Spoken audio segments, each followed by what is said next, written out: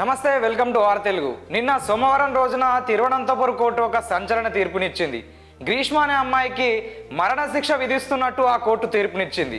ఈ గ్రీష్మ అనే అమ్మాయి షారన్ అనే తన బాయ్ ఫ్రెండ్ను 2022 అక్టోబర్ 11 రోజున తన పుట్టినరోజు సందర్భంగా తన ఇంటికి పిలిపించుకుంది. అలా తన పుట్టినరోజు కోసం తన ఇంటికి పిలిపించుకున్నటువంటి బాయ్ ఫ్రెండ్కు కూల్ డ్రింక్లో విష పదార్థాన్ని కలిపి ఇచ్చింది. ఇక అది తాగినటువంటి షారన్ తీవ్రమైనటువంటి అనారోగ్యానికి గురయ్యాడు.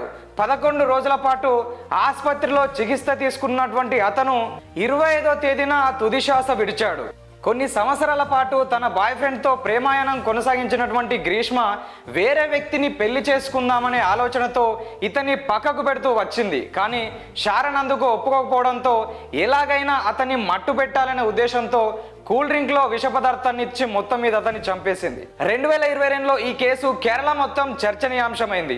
ఈ కేసుకు సంబంధించినటువంటి కీలకమైన ఆధారాలైనటువంటి ఆమె చేసినటువంటి చాటు, షారన్ యొక్క మరణానికి సంబంధించినటువంటి నివేదిక, ఫోరెన్సిక్ నివేదికలు అన్నీ కలిపి ఒక రిపోర్టుగా తయారు చేసి కోర్టుకు పోలీసులు సమర్పించారు.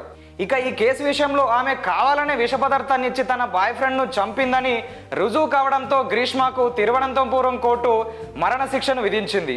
దీనికి సహకరించినటువంటి అతని మామకు 3 సంవత్సరాల జైలు శిక్ష విధించింది. ఇక ఇదే అంశం పైన తన తల్లి కూడా ఆమెకు సహకరించింది. కానీ సరైనటువంటి ఆధారాలు లేకపోవడంతో ఆమెను కోర్టు నిర్దోషిగా విడుదల చేసింది. గ్రీష్మ తన బాయ్ ఫ్రెండ్ను ప్రేమించి మోసం చేసి హత్య చేసినందుకు గవర్నర్ తరపు నుంచి కూడా సమయాన్ని ఇచ్చే అవకాశం లేకపోవడంతో ఈమెకు మరణశిక్ష ఖాయమనే సమాచారం.